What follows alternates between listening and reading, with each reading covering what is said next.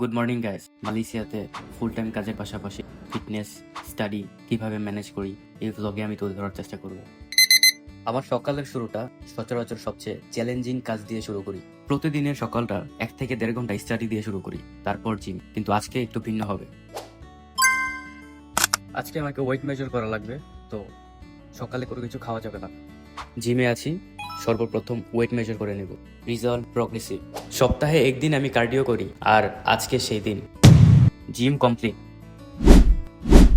চলে এলাম the Sterling মলে। মিস্টার ডিআইওয়াই থেকে কিছু কেনার আছে। গ্রাউন্ড ফ্লোর থেকে লিফটে করে সোজা চলে যাব 4 নাম্বার ফ্লোরে। একটা মোটর বাইক ফোন হোল্ডার কেনার ছিল, কিন্তু পছন্দ হয়নি। চলে যাব, পরে অনলাইনে কিনে নিব। আমার এক বেলার খাবার একটা বাংলাদেশি রেস্টুরেন্ট থেকে নেই। খুব কম দামে খাবার পাওয়া যায়। রেস্টুরেন্টটা ঠিক আমার বাসার পাশেই, 160 টাকা মাসব্যাপী। আর বাকি 2 বেলার খাবার আমি বাসাতে বানাই। এতে খুব কম খরচে আমার ডায়েট এবং স্বাস্থ্যকর খাবার মেনটেন করতে পারি। এবং এইভাবে খাবারগুলো অ্যারেঞ্জ করা আমার জন্য খুবই সহজ। এতে আমার অনেক সময় বাঁচে, আর এই সময়টা আমি কোনো প্রোডাক্টিভ কাজে ব্যয় করতে পারি। বাসাতে চলে আসলাম। আমার হাতে সময় 1 ঘন্টা। এই 1 ঘন্টার মধ্যে আমাকে আমার সকালের নাস্তা এবং দুপুরের লাঞ্চ প্রিপেয়ার করা লাগবে।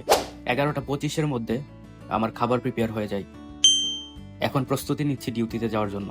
আমার হাতে সময় 30 মিনিট, কিন্তু তাড়াহুড়ো করব না, এতে কাজ ভালোভাবে সম্পন্ন হয় না। আমার ম্যানেজারকে রিকোয়েস্ট করেছিলাম আমার ডিউটি দুপুর 2টা থেকে রাত 12টা পর্যন্ত দিতে। সকালবেলার সময়টা আমার কাছে খুবই গুরুত্বপূর্ণ। এই সময়টা আমার স্বপ্ন পূরণের লক্ষ্যে আমি ব্যয় করতে পারি, এবং তিনি আমার অনুরোধ রাখেন। কিন্তু মাঝে মধ্যে আমাকে সকাল 10টায় অথবা 12টায় যাওয়া লাগে ডিউটিতে, অন্যদের কাভার করার জন্য। বলার অনেক কিছুই ছিল, কিন্তু সময় খুবই কম। আজকে এই পর্যন্তই।